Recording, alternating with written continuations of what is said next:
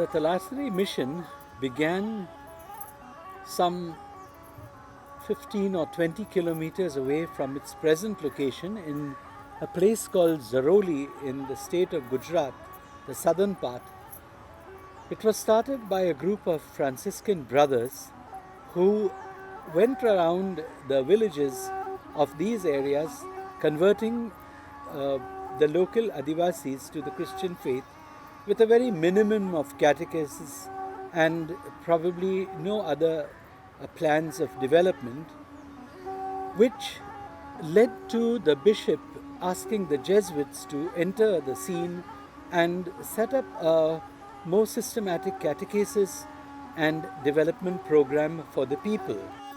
The mission began with a more systematic catechesis, and then, because of certain displacements of the Catholic tribals from their ancestral lands due to development programs of the government, the Jesuits bought properties in order to have settlements of these Christian converts. The converted groups that settled on these lands were offered education and development packages, which also extended to others of the tribal community around. Gradually, the educational thrust took even a more dynamic direction when high schools were begun by the mission.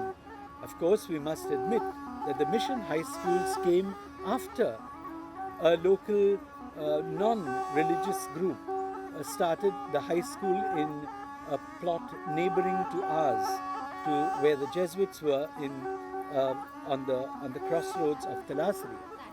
However, this expansion, this growth of the mission schools into high schools resulted in even more tribal boys and girls and children receiving a better education in these institutions. And many of them now aspired to college education, to professional education, and surely they improved their economic prospects very significantly. Now, this also brought in a lot of economic and social progress to the community. The Jesuit school's educational breakthrough has been, in a way, the greatest contribution of the Jesuit mission in Talasari to the development of the tribals. However, we must admit that as the tribals look forward to better education, they also look forward to a more